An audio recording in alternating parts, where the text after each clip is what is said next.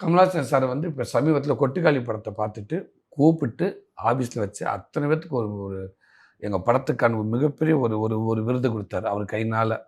அந்த ஒரு 4 பக்கம் அருமையான வசனம், கடிதம். அருமையான கடிதம் வந்து அந்த படத்துக்கான பெருமை, உண்மை. அந்த படத்தில் நடித்தவர்களுக்கான பெருமை, ஒரு கௌரவம், recognition, அங்கீகாரம். மிகப்பெரிய அங்கீகாரம் அது.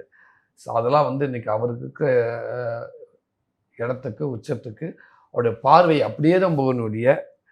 ஆனால் கீழே இருக்கிறவங்க கூப்பிட்டு வளரும் நடிகர்களை வளரும் இயக்குநர்களை இன்னைக்கு கூப்பிட்டு எல்லாத்தையும் வச்சு அந்த மெனக்கட்டு அந்த படத்தை நைட் பார்த்துட்டு நைட்டு 11 மணிக்கு 12 மணிக்கு உட்காந்து அந்த படத்தை யோசிச்சு ஃபுல்லாக பார்த்துட்டு அதை மனசில் ஃபுல்லாக ஏற்றிட்டு அதுக்காக ஒன்று எழுதி அந்த டீம் வர வச்சு எல்லாத்துக்கும் கொடுத்து இப்படி படம் எடுங்க. அவர் சொன்னது அதுதான். எல்லாருமே இப்படி படமே போயிட்டு இதைத்தான் நான் அப்போ இருந்து போராடிக்கிட்டு இருக்கிறேன். இன்னைக்கு சினிமாவில் முக்கியமான எக்யூப்மெண்ட்ஸ் எல்லாமே அவர் தான் அறிமுகப்படுத்தினார். முக்கியமான முயற்சிகள் அவர் தான். நிறைய விஷயங்கள் அந்த அந்த முயற்சியை ஒரு விஷயத்த பண்ணுறதுக்கு முயற்சி பண்ணது அவர் தான். அதில் ஜெயிச்சதும் அவர் தான். இந்த சினிமா இது மட்டும் இல்லை, இந்த சினிமா வேற ஒரு சினிமாவும் உலக சினிமாவுக்கு இணையாக எங்கள் சினிமா இருக்குன்னு அதை சினிமா இருக்கிற இப்போ வரைக்கும் முயற்சி பண்ணிகிட்டு இருக்கு கமலஹாசன் சார் தான். அதனால் அந்த படத்துக்கு அவ்வளோ ஒரு மரியாதை செஞ்சார்.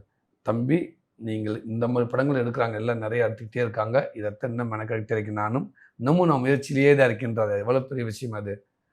அதனால் தயவுசெய்து இப்படி படங்கள் நீங்கள் எடுங்க. ஆடியன்ஸுக்கு அப்படி தான் செய்யும், பழக்கப்படுத்துங்க. நம்ம எல்லாமே இவங்க பார்க்க மாட்டாங்க இருக்கவே கூடாது. பழக்கப்படுத்தணும். கரெக்ட்.